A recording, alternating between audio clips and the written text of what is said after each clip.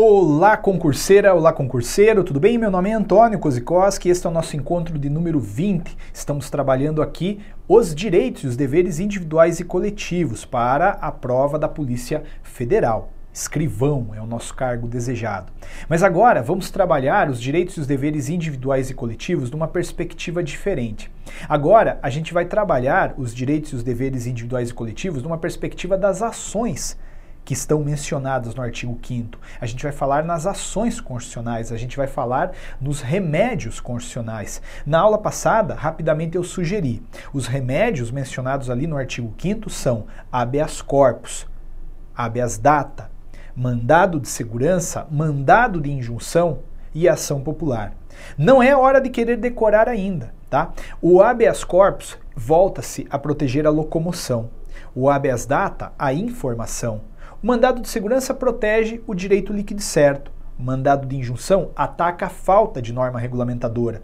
A ação popular, por sua vez, protege a coisa pública, aqui compreendida como patrimônio público, moralidade administrativa, meio ambiente, patrimônio histórico-cultural. Relaxe, como eu disse, não é a hora de querer ainda memorizar isso. Daqui a pouco vai ser natural, você vai entender, você vai compreender. E para fins de bem compreender, vamos começar aqui lendo o artigo 5º, inciso 68. O artigo 5º, inciso 68, que fala, né, com todas as letras, né?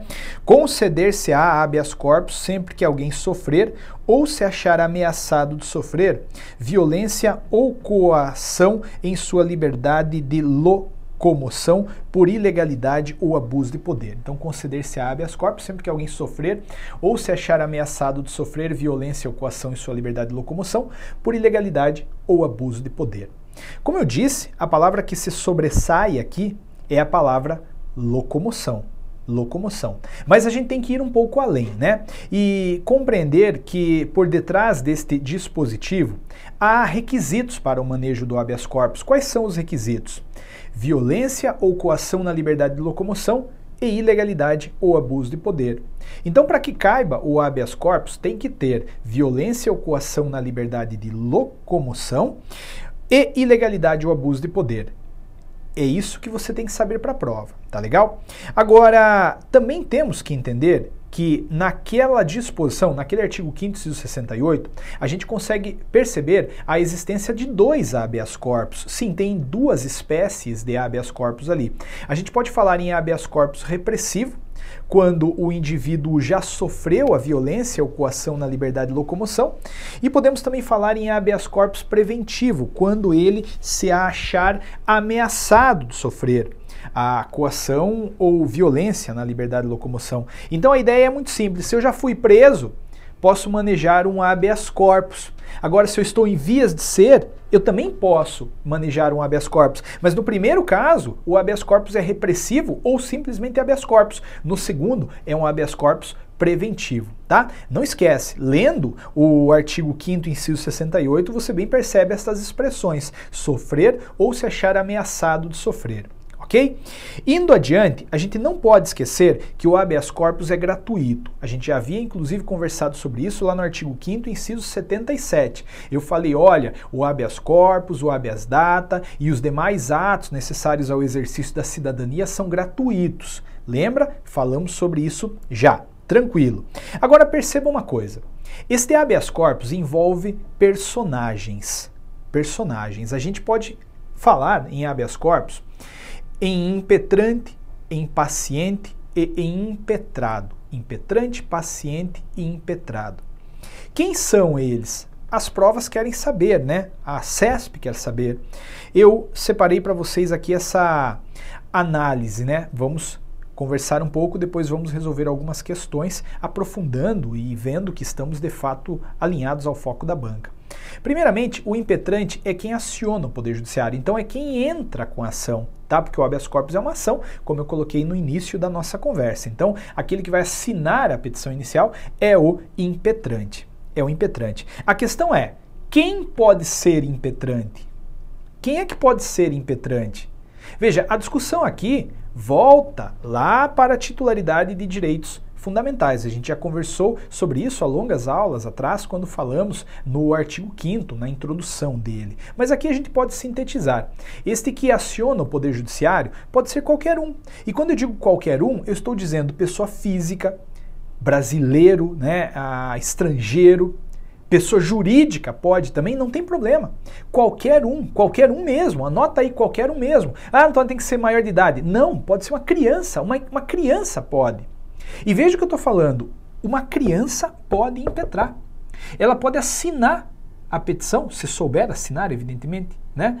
Ah, mas não precisa de advogado? Não, não precisa. O habeas corpus não precisa de advogado, tá?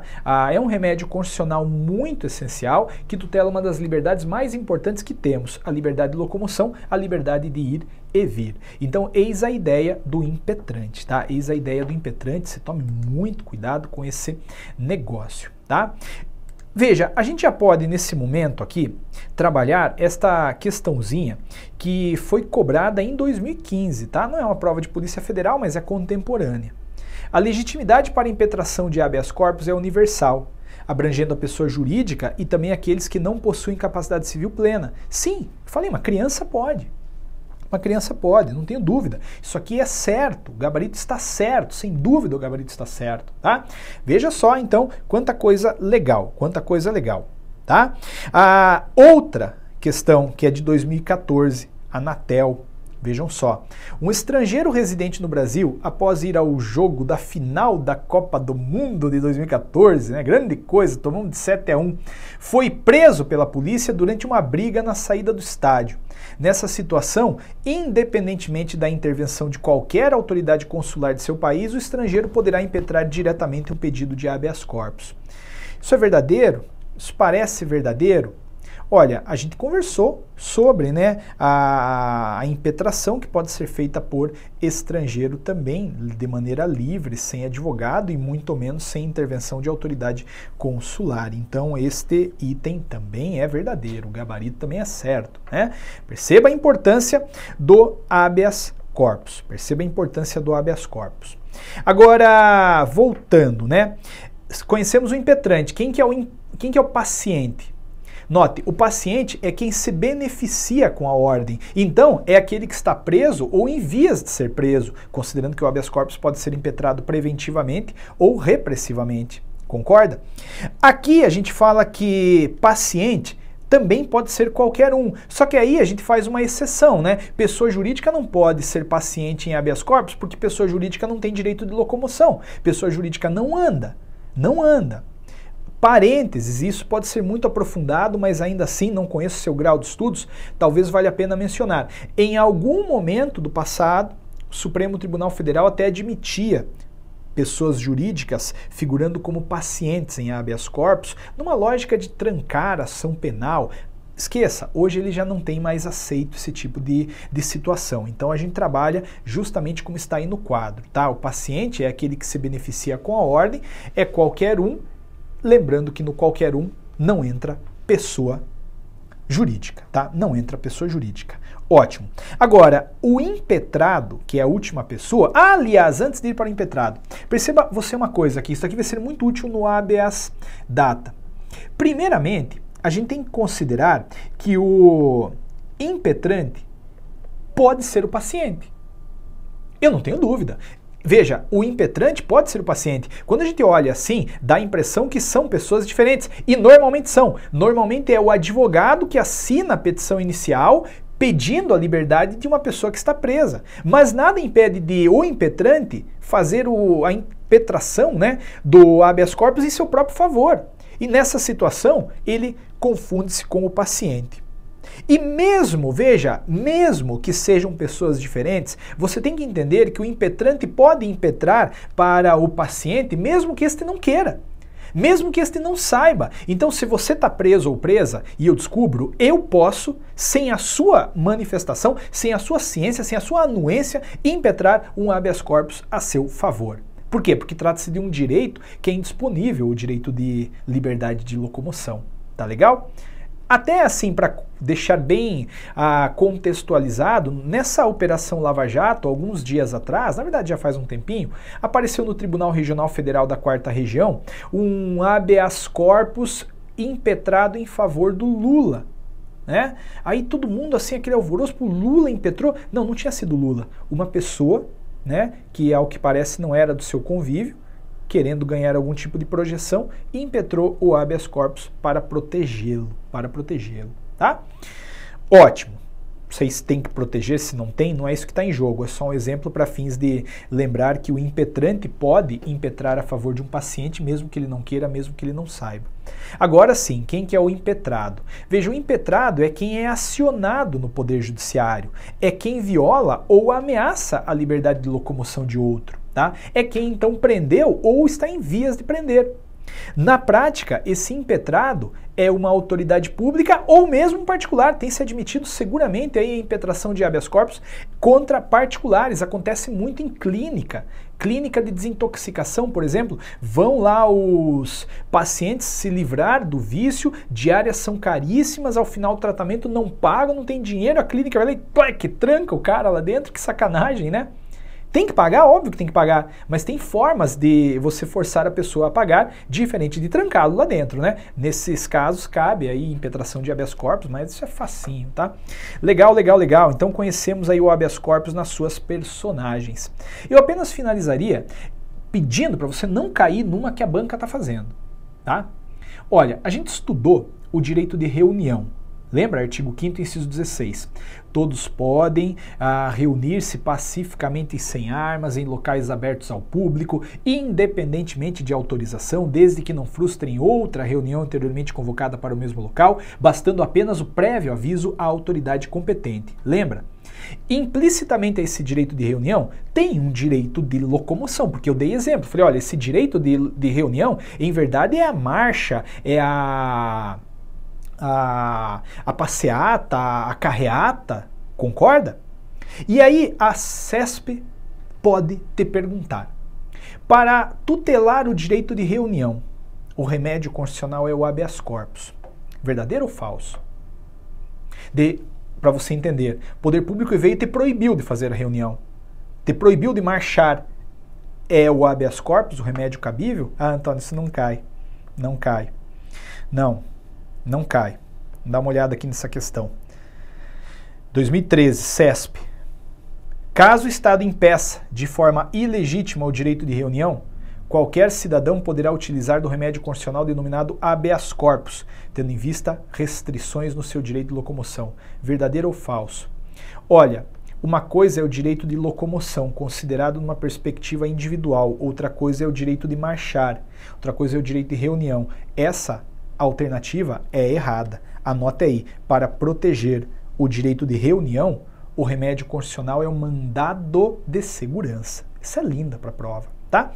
Esse é o nosso habeas corpus. Agora, a gente vai falar um pouquinho sobre o habeas data. Uma delícia o habeas data. Artigo 5º, inciso 72. Conceder-se-á para assegurar o conhecimento de informações relativas à pessoa do impetrante, constantes de registros ou bancos de dados de entidades governamentais ou de caráter público, e também para a retificação de dados quando não se prefira fazê-lo por processo sigiloso, judicial ou administrativo. Isso é o que consta no artigo 5º, inciso 72 da Constituição Federal.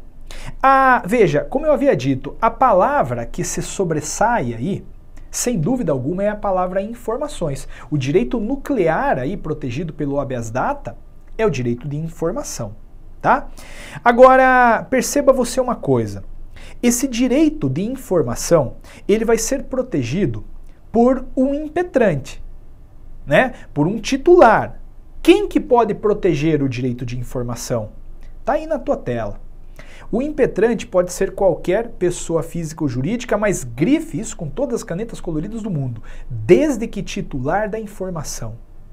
Desde que titular da informação. Perceba uma coisa aqui no dispositivo.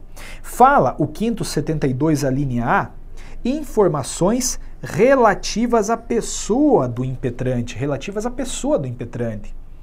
E aqui eu posso fazer um paralelo com o habeas corpus que eu falei agora há pouco. Eu disse assim para você: se eu suspeito que você está preso, se eu tenho certeza que você está preso ou presa, eu, sem a sua anuência, posso impetrar um habeas corpus para te liberar, não é verdade? Agora, se você acha que o meu direito de informação está sendo prejudicado, você não pode impetrar em meu nome, sem meu consentimento, um habeas data querendo conhecê-las para eventualmente repassá-las a mim. Porque se você pudesse fazer isso, você estaria violando o meu direito de intimidade. A informação é minha. Se eu quiser, eu vou atrás. Muito obrigado. Então cuidado com esse negócio. A gente fala que o habeas data é uma ação personalíssima. É uma ação personalíssima, tá bom? Tome muito cuidado com isso que aí está. Legal, né? Agora, também perceba você uma coisa que eu mencionei aqui. Esse impetrante é qualquer pessoa física ou jurídica, desde que titular da informação. Esse negócio tem incomodado. Veja essa questão. Aqui, ó. 2014, CESP. A legitimidade ativa do habeas data, destinado a assegurar o conhecimento de informações relativas ao impetrante, constantes de registros ou bancos de dados, está adstrita às pessoas físicas. Está limitada às pessoas físicas. Isso é verdade? Não. Isso é falso. Gabarito errado. Tá? O gabarito aí está errado. Cuidado, cuidado. Então a gente já conheceu aí um pouco do impetrante. Antes de prosseguir, mais uma questãozinha. De acordo com o STF, o habeas data não pode ser utilizado para garantir o conhecimento de informações concernentes a terceiros. Olha, eu acabei de falar isso, né? Acabamos de falar. Não tenho a menor dúvida, de acordo com o STF, o habeas data não pode ser utilizado para garantir o conhecimento de informações concernentes a terceiros. Claro, é uma ação personalíssima, gabarito certo, gabarito certinho, uma delícia o habeas data. A gente está conhecendo o habeas data, tá? Eu não posso apenas perder de vista uma coisa. A gente já conheceu um pouco do impetrante, né? Existe um impetrado também no habeas data. Veja o impetrado quem é. É o registro ou banco de dados de entidade governamental ou de caráter público. Então, eu impetro para conhecer ou retificar informações minhas inseridas em registro ou banco de dados de entidade governamental ou de caráter público. Cuidado com isso. Cuidado com isso. Antônio, o que é um registro ou banco de dados de entidade governamental? Bom, um registro ou banco de dados de entidade governamental é um registro ou banco de dados que é administrado pelo governo, simples. Então, de repente, o Ministério da Cultura, o Ministério da Educação tem lá um cadastro de concurseiros do Brasil, concurseiras do Brasil, você acha que teu nome está lá e não deixam te ver. Você pode conhecer tal informação? Mas é óbvio que pode, sem dúvida alguma. Trata-se de uma ação que pode ser impetrada por qualquer pessoa física ou jurídica, desde que titular da informação, no caso você, e o impetrado é o registro ou banco de dados de entidade governamental. Agora a questão é saber, o que é o registro ou banco de dados de caráter público? Veja, a definição, e isso é bem interessante, está lá no artigo 1º, parágrafo único da Lei 9.507/97. Considera-se de caráter público todo registro ou banco de dados contendo informações que sejam ou que possam ser transmitidas a terceiros ou que não sejam de uso privativo do órgão ou entidade produtora ou depositária das informações. Então, simplificando, banco de dados de caráter público é aquele que guarda informações de terceiros e repassa para terceiros. É o Serasa, o SPC. Esses são bancos de dados de caráter público, com certeza. Isto quer dizer que se você quiser conhecer ou retificar tais informações inseridas no Serasa, por exemplo, você pode manejar um habeas data, não tem nenhum problema quanto a isso, tá bom? E você tome muito cuidado, porque veja, em todos os exemplos que eu estou dando, eu estou usando duas palavras, conhecer ou retificar informações, porque quando você lê o artigo 5º, inciso 72, está bem colocado lá que é para conhecimento e para retificação. As questões às vezes vêm assim, o habeas data serve apenas para conhecer, não para retificar. Serve para os dois, serve para conhecer, serve para retificar. Para conhecer e para retificar, tá legal? Show de bola! Agora, num aprofundamento também, talvez necessário, compreenda que o habeas data, ele tem uma particularidade. Somente pode ser utilizado o habeas data após o esgotamento da via administrativa. Mas o que isso quer dizer? Isso quer dizer que antes de acionar o judiciário, o titular da informação deve procurar o registro ou banco de dados de entidade governamental ou de caráter público e formular um pedido administrativo. É muito razoável. Veja, se eu acho que meu nome está no banco de dados, a primeira coisa que eu tenho que fazer é ir até ele e falar: oi, tudo bem? Meu nome está aí? Ai, que bom. É isso.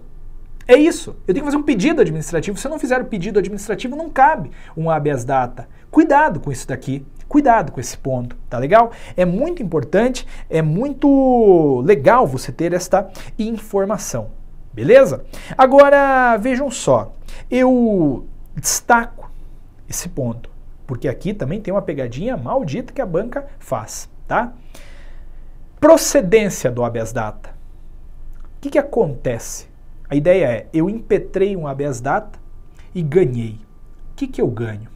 Perceba, artigo 13 da Lei 9.507 fala, na decisão, se julgar procedente o pedido, o juiz marcará data e horário para que o coator 1. Apresente ao impetrante as informações a seu respeito, constantes de registros ou bancos de dados, ou apresente em juízo a prova da retificação ou da anotação feita nos assentamentos do impetrante, que é dados. Tá? Então, quer dizer, se eu fiz um pedido para conhecer a informação, ganhando, o juiz vai falar: Antônio, dia tal a tal hora você vai até o banco de dados e lá verá a informação. Aí eu chego lá no dia e hora fixado, falo: oi, tudo bem? Como é que você tá? Ah, então, coisa boa. Meu nome é Antônio, eu vim ver aí as minhas informações porque eu ganhei um habeas data. Eles vão falar: tá, beleza, tá aqui, Antônio. Aí eu pego a informação. Ah, era isso? Beleza. Muito obrigado. E vou embora. É só isso. Veja, eu conheci a informação, eu vi o que está escrito lá no meu nome. Eu conheci a informação. Eu destaco isso porque há uma tendência de a prova perguntar assim: fulano de tal quer uma certidão contendo informações a seu respeito. E a certidão foi negada. É o habeas data que cabe?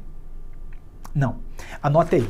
Para tutelar o direito de certidão, artigo 5º, inciso 34, a linha B, o remédio constitucional cabível é o mandado de segurança. Só que se perguntarem isso vai ser assim uma lavada. Porque muita gente vai se focar na informação, quando em verdade a questão volta-se para a certidão. Certidão. Certidão. Eu quero uma certidão. Eu quero um documento. Eu te disse, se eu ganho um habeas data, eu só tenho o direito de chegar lá no banco de dados e ver a informação. Agora, se eu quero um documento, o remédio constitucional é outro, é o mandado de segurança. Se eu quero uma certidão, é o mandado de segurança. Por favor, atente para essa, tá? Agora, se o pedido era retificação ou anotação, né, daquelas informações, aí a procedência do pedido é um pouquinho só diferente. O juiz vai fixar dia e hora para que a autoridade apresente em juízo a prova, tá? A prova da retificação ou da anotação. Este é o habeas data, um remédio constitucional bem legal. Finalizamos, né, destacando que ele é gratuito, não se paga nada para impetrar um habeas data, e ele necessita de advogado para impetração. Aliás, a gente até pode simplificar daqui para frente dizendo que a única ação que não precisa de advogado é o habeas corpus. Todas as outras daqui para frente precisam sim, tá? Todas as outras precisam sim. Eis o habeas data, uma delícia o habeas data, adoro o habeas data. Vamos ver se tem aqui alguma outra questão para resolver. Parará. Olha essa daqui, para finalizar um negócio que a gente conversou. Para a retificação de informações constantes de cadastros de registros públicos ou banco de dados de entidades governamentais, é inadmissível a impetração de habeas data, cuja função é assegurar apenas o conhecimento dessas informações. Isso é verdadeiro ou isso é falso? Olha, é óbvio que isso é falso. Isso é errado, porque o habeas data se presta tanto para conhecer quanto para retificar as informações, tá? Muito legal é o habeas data, com isso a gente encerra o habeas data, tá? A próxima ação que a gente analisa, a ação que está prevista ali no artigo 5º, é o mandado de segurança. Cuidado com ele. conceder-se-á mandado de segurança para proteger direito líquido e certo, não amparado por habeas corpus ou habeas data, quando o responsável pela ilegalidade ou abuso de poder for autoridade pública ou agente de pessoa jurídica no exercício de atribuições do poder público. Muito cuidado, eis o mandado de segurança. A princípio, para quem não é do direito, é um pouco complicado de compreendê-lo, porque, vejam só, a primeira ação analisada, habeas corpus, protegia um direito específico, locomoção. Depois o habeas data, outro direito específico, informação. Agora, o mandado de segurança, ele protege aquilo que a gente chama de direito líquido certo, ou seja, qualquer coisa que possa ser comprovada documentalmente, tanto no que diz respeito ao direito em si, quanto no que diz respeito à violação dele. Você já vai entender isso. O que eu quero só que você entenda por enquanto é que não há uma única coisa protegida por mandado de segurança. Não, é qualquer coisa que eu consiga comprovar documentalmente, tanto no que diz respeito ao direito, quanto no que diz respeito à violação dele. Mas qualquer coisa que tenha sido violada por autoridade pública, em sentido amplo, né? Uma vez que adiante fala-se autoridade pública ou agente de pessoa jurídica no exercício de atribuições do poder público. Beleza? Tomem muito cuidado. Os requisitos para concessão do mandado de segurança aí estão. Antônio, tá, mas eu não entendi muito bem esse negócio de direito líquido certo, comprovado documentalmente, blá blá blá. É muito simples. Imagine que vem o edital da Polícia Federal. Vem o edital da Polícia Federal e fala assim: negro não pode participar do concurso. O branco não pode participar do concurso. O japonês não pode participar do concurso. Pega qualquer um destes e vem. Este daqui não pode participar do concurso. Veja, na medida em que eu proíbo uma determinada pessoa, em razão de características de, por exemplo, raça, né, fazer o concurso público, tem direito envolvido aí? Tem violação a direito? Mas é óbvio que tem, Antônio. A igualdade foi violada. Sim, ótimo. Você consegue fazer prova da igualdade? Tem algum documento que fala em igualdade? Tem Constituição, a gente trabalhou com ela. Artigo 5º caput e o próprio inciso 2 falam em igualdade. Não é verdade? Agora, 2 não, 1, perdão, 5º inciso 1. Agora, você consegue fazer prova da violação? Sim, você tem o quê? O documento. Você tem o edital. Se pegar o edital, junta ali no processo, valeu. Ah, mas tem autoridade pública envolvida? Evidente, né? Tá lá a Polícia Federal envolvida. Então, nesse caso, o mandadinho de segurança é tiro e queda. Ele vai lá e resolve e assegura a participação de qualquer um deste prejudicado de maneira indevida a participar do concurso público, tá? Tomem muito cuidado, pessoal. Este mandado de segurança é bem importante. Nesta aula a gente colocou aí algumas considerações introdutórias a respeito dele. Na próxima a gente vem e fecha. Muito obrigado pela sua paciência, um grande abraço. Lembre-se sempre de avaliar as nossas aulas, tá? Tudo de bom, até a próxima.